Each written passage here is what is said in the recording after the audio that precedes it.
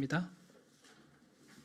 마태복음 9장 27절에서 38절입니다. 교독합니다. 예수께서 거기에서 떠나가실새 두 맹인이 따라오며 소리질러 이르되 다윗의 자손이여 우리를 불쌍히 여기소서 하더니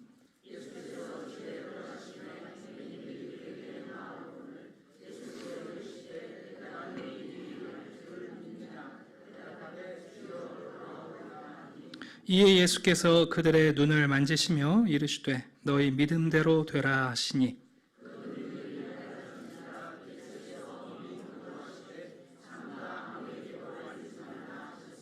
그들이 나가서 예수의 소문을 그 온 땅에 퍼뜨리니라.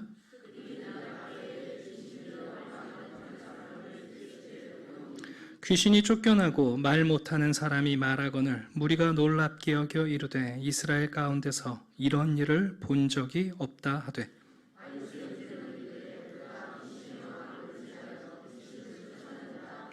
예수께서 모든 도시와 마을에 두루 다니사 그들의 회당에서 가르치시며 천국 복음을 전파하시며 모든 병과 모든 약한 것을 고치시니라.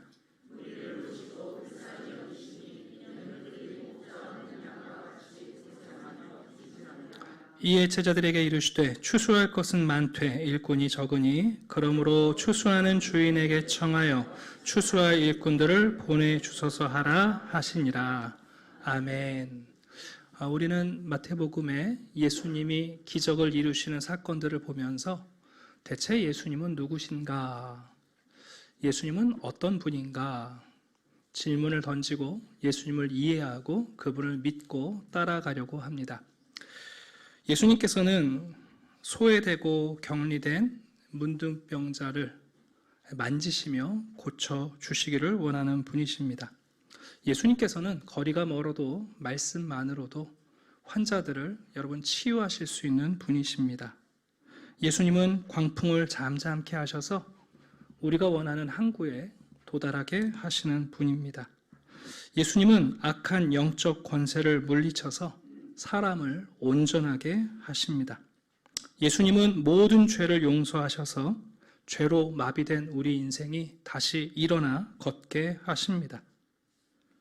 예수님은 가장 부정한 만성적 질병에 사로잡힌 여인도 딸로 만나기를 원하시고 심지어 죽은 자를 잠자는 자로 그들의 존재를 받고 다시 깨워 살리시는 분입니다. 이런 예수님의 기적을 살펴보면서 우리가 주의해야 할 것은 예수님께서 이런 예수님의 능력을 보여주시면서 마치 차력쇼를 하고 약을 팔기 위해 쇼를 보여주는 것처럼 예수님이 이 기적을 보여주시면서 우리에게 무엇을 팔려고 하시는 게 아니라는 겁니다. 예수님은 이런 기적들을 보여주시면서 우리에게 이렇게 말씀하십니다. 내가 자비를 원하고 제사를 원하지 않는다는 게 무슨 뜻인지 깨닫도록 해라.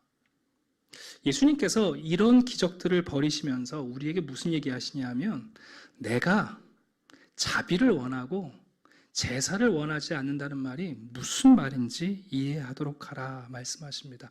여러분 무슨 얘기입니까? 예수님의 이런 기적들을 보면서 사람들은 예수님 이것도 할 줄 아네? 예수님 또 다른 거 없어요? 예수님 혹시 다른 능력은 없나요? 하나 더 보여주시죠. 여러분 이걸 기대하시는 게 아니라 예수님의 모든 기적은요 예수님의 자비와 긍휼을 우리에게 보여주지 않습니까? 그 얘기는 예수님을 구경하는 게 아니라 그 자비와 긍휼의 예수님께 나아오고 그리고 그 예수님을 따라오라는 거죠. 예수님의 능력을 의지해서 우리의 무슨 약함을 고치는 게 아니라 그분의 자비를 발견하고 그분의 긍휼을 발견하고 그분께 나아오고 그분을 따라가라는 겁니다. 여러분 이 하나님의 음성은 예수님이 처음 하신 말씀이 아닙니다.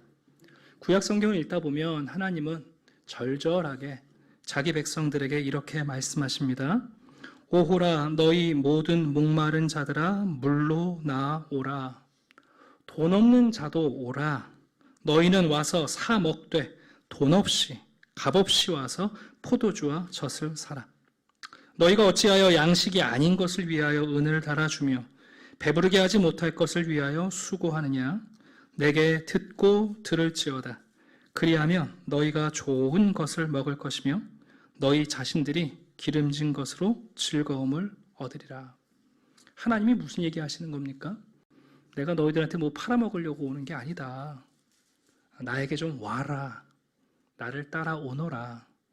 그러면 내가 너희들에게 더 많은 제사를 요구하는 게 아니라 더 많은 긍휼과 자비를 베풀겠다 하시는 말씀이거든요. 여러분, 예수님을 만난다는 건 예수님이 우리를 불쌍히 여기시는 분이고 긍휼이 많은 분이라는 것을 아는 겁니다. 그러니까 복음서에 보면 예수님이 수많은 기적을 일으킬 때 한 부류는 야, 예수님이 이번에는 뭘로 빵을 만드실까 하고 쫓아다니는 사람이 있죠. 그러나 정말 하나님의 긍휼이 필요한 사람은 예수님께 나아오며 우리를 불쌍히 여기소서, 우리를 불쌍히 여기소서, 여러분 그렇게 외치는 거 아닙니까? 오늘 본문을 보시면 맹인 두 사람이 예수님을 쫓아옵니다. 어떻게 소경인 사람이 예수님을 쫓아다니는지 우리는 상상력을 발휘해야 됩니다. 여러분, 눈이 안 보이는 사람들인데 대체 어떤 방식으로 예수님을 따라다녔는지 우리는 알 수 없지만 이들이 얼마나 절절했는지 그 따라다녔다는 것만으로도 우리를 참 신기하게 만들어요. 근데 여러분, 이 맹인인 두 사람이 예수님께 무슨 부탁을 드립니까? 보기를 원합니다. 내 눈 띄게 해주십시오. 이게 아니라 오늘 본문 27절을 보시면 소리를 지릅니다. 바로 이겁니다. 우리를 불쌍히 여기소서. 초대교회 때 성도들에게 기도를 가리킬 때 그 예수 기도라는 기도문이 있어요. 사실 여러분, 기도가 어렵잖아요. 그러니까 교회 처음 오신 분들이 기도를 어떻게 해야 될지 모르니까 교부들이 뭐 기도 어려우면 이 말만 반복해라. 하나님의 아들 주 예수 그리스도여, 나를 불쌍히 여기소서. 이것만 반복해라. 그게 이제 예수 기도예요. 여러분, 우리가 지금까지 마태복음에서 예수님의 수많은 기적들을 하나하나 살펴보면서 예수님은 그 기적을 베푸시는 근거가 뭐냐 하면 그분의 자비, 그분의 긍휼이거든요. 우리가 지금 새해 첫 예배를 드리고 있습니다. 뭐 각자 어떤 생각을 갖고 계신지 모르겠어요. 또 하나님께 어떤 기대를 가지고 있는지 모르겠습니다만 여러분, 우리가 하나님께 받는 가장 큰 복은 뭐냐 하면 결론부에 말씀드리겠습니다만 우리가 하나님의 긍휼의 대상이라는 겁니다. 하나님이 나를 불쌍히 여겨주신다는 거거든요. 하나님이 나를 긍휼히 여겨주신다는 거, 여러분 그거 우리가 이 땅에서 받을 수 있는 가장 큰 복입니다. 오늘 본문을 보면 이제 드디어 세 쌍씩 한 세트, 세 세트의 기적이 끝나는데 여러분 같으면 가장 마지막 기적에 대미를 장식해야 되니까 가장 중요한 기적을 놓지 않겠어요? 근데 바로 앞에 죽은 야이로의 딸을 살리셨으니까 이제 어떤 기적으로 여러분 이 기적 세트를 마칠까 궁금하잖아요. 근데 오늘 본문에 보면 두 가지 기적이 나와요. 소경의 눈을 뜨게 하시는 기적, 또 하나는 귀신 들려서 말 못하는 사람의 입이 열려 말을 하게 되는 기적입니다. 이런 얘기하면 조금 실망하세요. 왜냐하면 죽은 자 살린 다음에 그 다음에 좀 더 거창한 걸 해야 되는 거 아닌가? 네? 이제는 한 수십 명 동시에 살아나는 거, 뭐 이런 걸 하셔야 되는 거 아닌가? 근데 왜 마태는 이 기적의 시리즈 가운데 가장 마지막에 맹인이 눈을 뜨는 기적, 그리고 말 못하는 벙어리가 말을 하는 기적을 배치했는가? 그것은 구약 성경에서 메시아가 오시면 메시아만이 하시는 기적이 바로 소경의 눈을 뜨고 귀머거리가 말을 하는 기적이기 때문에 그렇습니다. 우리는 한국 사람이니까 죽은 자가 살아났다 그러면 제일 큰 기적으로 생각하는데 유대인들은 안 그래요. 왜냐하면 유대인들은 엘리야와 엘리사도 죽은 자를 살려낸 적이 있었거든요. 그죠, 여러분? 아니, 구약 성경에 엘리야와 엘리사가 죽은 자를 살린 적이 있다니까요. 그러니 엘리야와 엘리사보다 더 능력 많고 큰 선지자가 온다면 그 선지자는 엘리야도 못하고 엘리사도 못한 일을 해내야 돼요. 모세도 못한 일을 해야 돼요. 그게 뭐냐? 이사야서를 보게 되면 3번이나 반복해서 장차 메시아가 오시면 그분은 이런 일을 행하신다, 우리에게 예고해놨습니다. 이사야 29장입니다. 그날에 못 듣는 사람이 책의 말을 들을 것이며 어둡고 캄캄한 데에서 맹인의 눈이 볼 것이다. 한 번 얘기하셨어요. 이사야서 35장에 가면 또 얘기합니다. 그때에 맹인의 눈이 밝을 것이며 못 듣는 사람의 귀가 열릴 것이며 그때에 저는 자는 사슴같이 뛸 것이며 말 못하는 자의 혀는 노래하리니 이는 광야에서 물이 솟겠고 사막에서 시내가 흐를 것임이라. 이사야 42장에 또 얘기하세요. 내가 눈먼 자들의 눈을 밝히며 갇힌 자를 감옥에서 이끌어내며 흑암에 앉은 자를 감방에서 나오게 하리라. 여러분 성경에서 3번 반복하면 이제 끝난 거예요. 확증이에요. 메시아가 오신다. 그분은 맹인의 눈을 여시고 귀머거리의 입을 여신다. 그래서 오늘 본문의 마태는 우리에게 마지막 기적으로 이 2가지 기적을 한 쌍으로 소개하고 있습니다. 여러분 먼저 우리 맹인들을 잠깐 볼까요? 이 맹인이 예수님이 집에 들어가시니까 그 집에까지 따라 들어갑니다. 그러면서 외쳤겠죠. 우리를 불쌍히 여겨 주시옵소서. 다윗의 아들이여 자손이란 말인데, 여러분 다윗의 아들, 다윗의 자손이란 말은 대중적으로 메시아를 표현하는 말이에요. 그러니까 이 2 사람은 예수님의 기적 이야기를 듣고 예수님의 말씀을 듣고 이분은 메시아가 확실하다. 그렇다면 메시아는 맹인의 눈을 뜨게 하는데 우리를 보게 하실 수 있다. 여러분 놀라운 확신을 가지고 예수님께 부탁을 드리고 있는 거죠. 28절 보니까 예수님이 그들에게 물으세요. 야, 내가 능히 너희들이 기대하는 일을 할 줄 믿느냐? 믿음을 질문하시는 거예요. 그랬더니 이분들이 여러분 즉각적이고 매우 확고하게 대답을 합니다. 주여 그러하오이다. 예수님께서 그들의 눈을 만지십니다. 그리고는 말씀하시죠. 너희 믿음대로 되라. 이 말은 맹인들이 눈을 뜬 이유가 그들의 믿음 때문이라는 얘기가 아니에요. 만약 믿음 때문에 눈을 떴다면 굳이 예수님 앞에 오지 않아도 눈이 떠졌겠죠. 이 얘기는 뭐냐면 이 2 사람이 가지고 있는 믿음에 예수님께서 그들의 믿음에 반응해 주셨다는 거예요. 눈을 뜨게 하신 그 능력, 권위는 바로 예수님에게 있습니다. 여러분 정말 놀라운 일이 벌어졌어요. 33절에 보시게 되면 이것을 지켜본 사람들이 무슨 얘기합니까? 야, 유사 이래로 우리가 이런 기적을 본 적이 없다. 우리 요한복음 보시면 실로암 사건이 있죠. 거기도 소경이 눈을 뜨는 장면이 나오지 않습니까? 사람들이 여러분 소경이 눈을 뜬다는 얘기는 들어본 적이 없는 거예요. 구약에 그 어떤 사자도 하지 못했던 일입니다. 예수님께서 그들에게 매우 강력하게 엄히 경고하셨습니다. 너희들 밖에 나가서 이 일을 소문내지 말아라. 왜 소문내지 말라고 하시는가? 유대인들은 메시아 그러면 군사적이고 정치적인 왕을 생각했거든요. 고난받는 종을 이사야가 예언했지만 마음 한구석에 절대로 고난받는 종에 대한 여지가 없었어요. 그러니까 예수님께서는 이들이 이런 기적을 보고 메시아를 발견했다고 하더라도 예수님의 정체를 제대로 이해할 수 없다는 것을 아시고 소문을 내지 말라 하시는데 여러분 나가서 어떻게 합니까? 소문을 냅니다. 아마도 그들을 알아보는 사람이 물었겠죠. 야, 너 어떻게 눈이 떠서 보게 됐느냐 물었을 것이고 또 여러분 보게 된 사람들이 얼마나 기뻤겠어요. 그러니까 참지 못하고 온 동네에 소문을 퍼뜨립니다. 자, 2번째는 그들이 나간 다음에 사람들이 귀신 들려서 말 못하는 사람을 예수님께 데리고 옵니다. 마태는 이 말 못하는 장애가 악한 영에 의하여 벌어진 일이라고 우리에게 은연중에 말씀하고 있어요. 예수님께서 귀신을 쫓아내시자 말 못하는 사람이 갑자기 말을 하게 됩니다. 여러분 사람들이 또 놀랐습니다. 또 얘기하죠. 야, 우리가 이런 일을 본 적이 없다. 이 정도 되면 여기까지 오면 여러분 여기까지 사람들이 눈앞에서 목격하고 경험하고 봤다면 여러분 이제 둘 중에 하나 아니에요? 야, 이분은 정말 하나님께서 우리에게 보내신 메시아 구원자시다. 그렇게 받아들일 만도 한데 여러분 34절 보시게 되면 바리새인들은 이렇게 평가합니다. 해석하고 설명하는 거죠. 그가 귀신의 왕을 의지하여 귀신을 쫓아낸다. 무슨 얘기예요?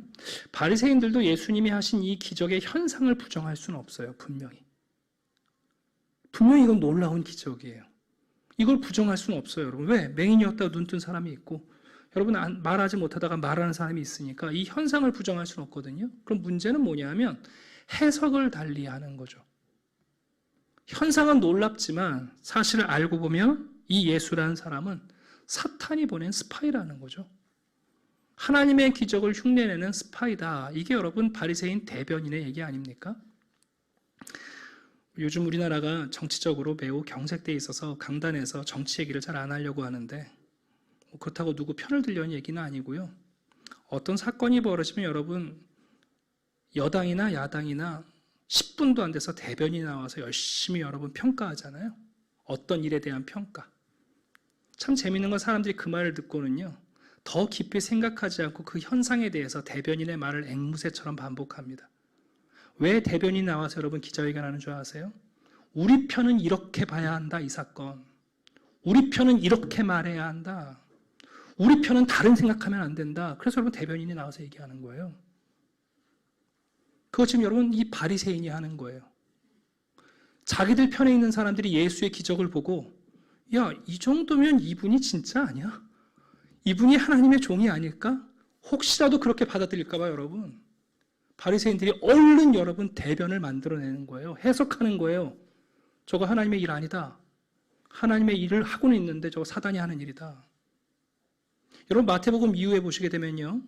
이 말이 반복돼서 나옵니다. 예수님이 기적을 행하시면 행할 때마다 이 사람들은 이 말을 반복해서 여러분 해석합니다. 심지어 마태복음 12장에 가시게 되면요. 이번에는 한 사람 안에 보지 못하고 말하지 못하는 두 가지 증상이 나타나는 사람이 나와요. 예수님이 이 사람 귀신 쫓아내고 보게 하시고 말하게 하시거든요. 그때 이 말을 앵무새처럼 읊조립니다. 저거 대단한 기적 맞는데 저거 바알세부 힘입어서 하는 거다. 여러분 왜 사람들이 이런 발칙한 해석을 할까요? 어떤 현상을 보고 여러분 순수하게 잘 모르겠으면 생각을 해보고 파악을 해보고 고민하는 게 아니라 왜 이렇게 여러분 발칙한 해석을 하는 걸까요? 어떤 학자분은 바리새인들이 이런 해석을 한 5가지 이유를 아주 차근차근 조목조목 우리에게 알려줍니다. 첫 번째, 왜 바리새인들은 예수님에 대해서 이렇게 폄하했냐 하면 자기들이 가지고 있는 종교적 권위를 예수님이 무시했다는 거예요. 여러분 사람들이 누구를 적으로 두는 줄 아세요? 그래도 내가 사회적으로, 직업적으로, 동네에서 나름 권위를 가지고 있는데 나의 권위가 깔아뭉개지는 일이 있으면 우리 그 사람 적으로 돌리거든요. 여러분들이 싫어하고 여러분들이 미워하는 사람들 한번 생각해 보세요. 그 사람 때문에 여러분의 권위가 깎여나가면 그 사람은 적으로 규정하거든요. 두 번째는 바리새인들이 여러분 백성들을 장악하고 있잖아요. 바리새인들이 말하면 죄가 되고 바리새인들이 율법을 해석하면 그렇게 따라야 되잖아요. 이게 뭐냐면 백성에 대한 지배력이죠. 근데 여러분 예수님이 오셔서 율법을 해석하시고 나는 이렇게 말한다 하고 여러분 새롭게 율법을 가리키는 순간 바리새인들이 백성들에 대한 지배력이 약화되는 거예요. 내가 장악했던 나의 영향력이 있는데 예수님 때문에 나의 영향력이 줄어들어요. 그러니까 여러분 예수님이 싫은 거죠. 세 번째는 뭐냐 하면 바리새인들이 여러분 아무 생각 없이 암송하고 따르는 신조들이 있거든요.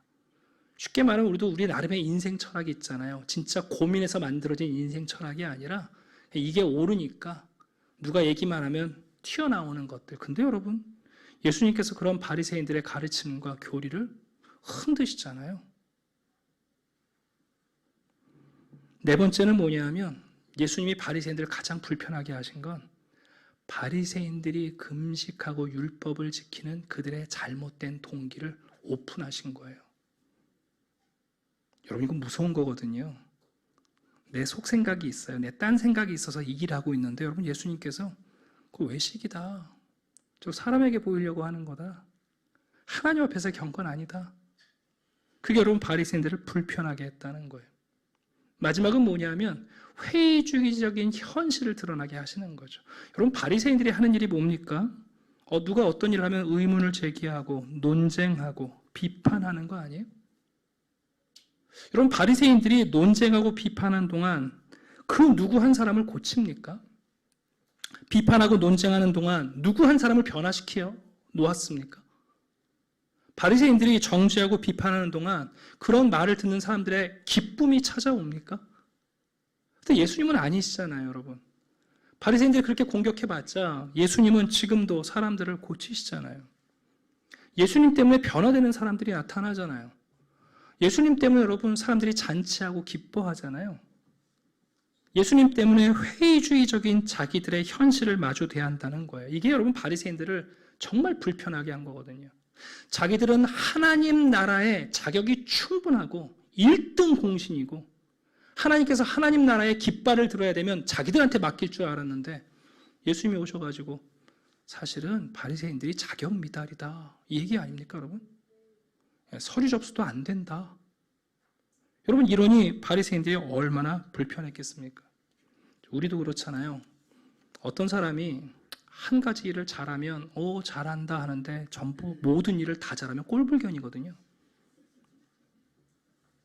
여러분, 인격을 언제 아는 줄 아세요? 여러분보다 권위 있고 여러분들보다 영향력 있고 여러분들보다 지혜롭고 여러분들보다 순수하고 말이 아니라 지극히 작은 일도 실천하는 사람을 만났을 때 여러분 마음은 어떠십니까?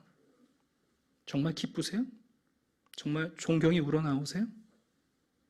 그분을 여러분의 선배로 스승으로 섬기고 옆에서 좀 배워보려고 그런 마음이 있으세요? 아니면 바리새인들처럼 저거 다 이유가 있어. 네가 잘 모르는데 저 사람 이런 게 있거든 하고 또 여러분 대변인 말 만드는 사람들이 있거든요.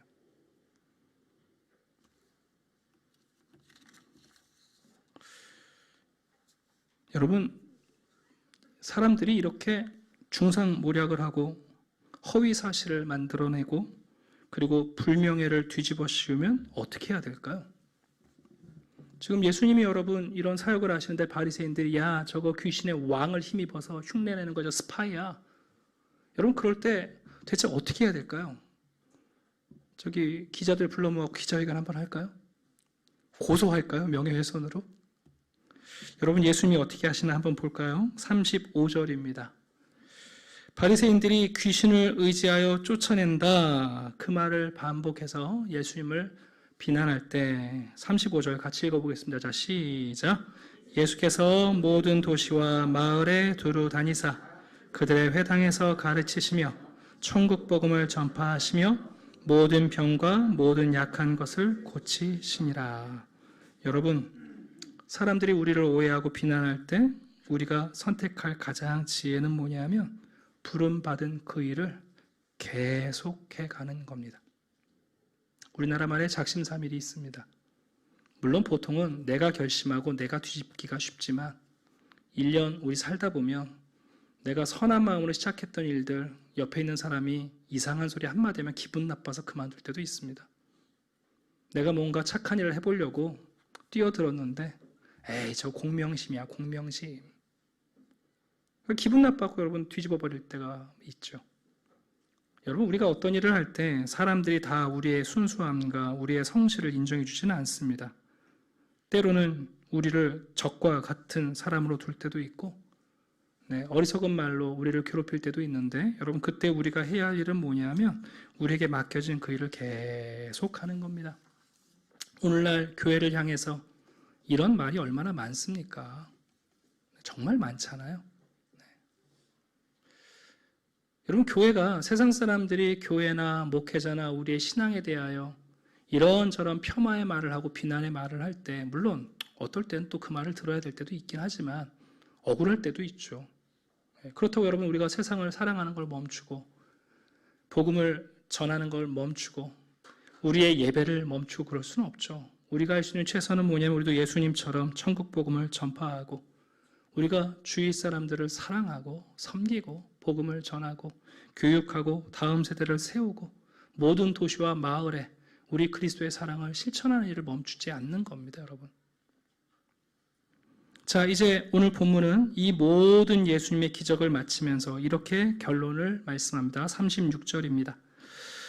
무리를 보시고 불쌍히 여기시니 이는 그들이 목자 없는 양과 같이 고생하며 기진함이라. 이게 여러분 마태가 우리에게 던지는 예수님의 기적, 예수님의 긍휼, 그리고 예수님이 우리의 목자가 되시기를 결정하셨다는 놀라운 선포입니다. 여러분 구약 성경을 읽다 보면 인생의 진짜 문제가 무엇인가 성경은 이렇게 얘기합니다. 목자가 없는 게 우리 인생의 진짜 문제다. 예, 여러분 그렇게 생각하세요? 목자가 없는 게 우리를 인도하고 우리를 보호해 줄 목자가 없는 게 우리의 진짜 문제다. 여러분 모세가 40년 동안 이스라엘 백성들을 이끌고 가나안 땅으로 데려가면서 40년 동안 지켜봤어요. 모세가 하나님께 마지막 기도를 드리는데 무슨 기도를 드리냐면 이런 기도를 드려요. 여호와여, 회중이 목자 없는 양과 같이 되지 않게 하옵소서. 모세가 보니까 이 이스라엘 백성들이요, 뭐가 문제인 줄 아세요? 빵이 없는 게 문제가 아니고 물이 없는 게 문제가 아닌 거예요. 목자가 없는 게 이들의 문제라는 걸 알았어요.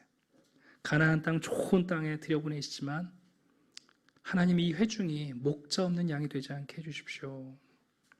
열왕기상을 보시게 되면 여러분 이스라엘 역사 가운데 얼마나 많은 왕들이 세워집니까? 수많은 왕들이, 대제사장들이, 선지자들이 여러분 세워지잖아요. 하나님이 그들을 뭘로 부르셨냐면 백성의 목자로 부르셨어요. 그런데 여러분 열왕기상 22장은 이렇게 말합니다. 내가 보니 온 이스라엘이 목자 없는 양같이 산에 흩어졌는데 여호와의 말씀이 이 무리에게 주인이 없으니 각각 평안히 자기의 집으로 돌아갈 것이니라 하셨나이다. 여러분 왕정 시대를 지내면서 내리신 결론이 뭔 줄 아세요? 그렇게 많은 목자 노릇 좀 하라고 사람 보냈는데 목자가 한 사람도 없는 거예요. 네. 그래서 결국 여러분 이스라엘의 역사가 어떻게 끝납니까? 북왕국 이스라엘도 사라지고 남왕국 유다도 바벨론 포로로 끌려가면서 여러분 끝나는 거 아닙니까? 바벨론 포로 기간에 에스겔을 찾아오신 하나님은 이렇게 말씀하십니다. 목자가 없으므로 그것들이 흩어지고 흩어져서 모든 들짐승의 밥이 되었도다. 그래서 에스겔서 후반에 보면 예수님이 이런 얘기 하시잖아요. 하나님이 안 되겠다. 내가 친히 목자가 되리라 그러시거든요. 그렇게 목자 노릇 좀 해보라고 사람 보내봤는데 엉뚱한 일을 하니까 목자를 따르지 않는 백성들을 보시면서 하나님이 내가 장차 목자가 되어 주리라. 근데 어떤 목자가 되어 줄 것인가? 바로 긍휼의 목자. 양들을 위하여 자기의 목숨을 버리며 양들을 보호하고 양들을 인도하는 목자가 되겠다고 우리에게 약속하고 계십니다. 여러분 그 내용이 오늘 본문의 내용입니다.